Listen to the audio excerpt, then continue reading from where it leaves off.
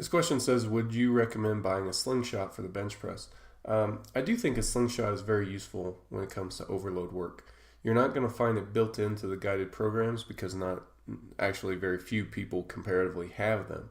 But if you want to get one, it is useful for overload work. And where you can sub that into your guided program is anytime you have overload work for the bench press, you could sub this in. Now, I find that the slingshot is best served as an overload device in probably about 4-week chunks. So you can, depending on what program you're doing, your program may not have space for a 4-week block of slingshot work, and that's okay too. But the idea is that you want to use the slingshot for a block and then give it a rest for at least one block.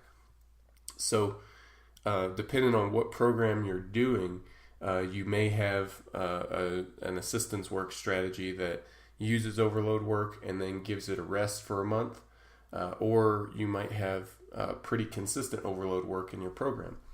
It doesn't really matter. You can use a slingshot in either case. You would use it and then give it a break for a little while. So things like mid-range pin presses and floor presses and stuff like that, if you have those in your program, those are good slots to sub in and get some slingshot work in.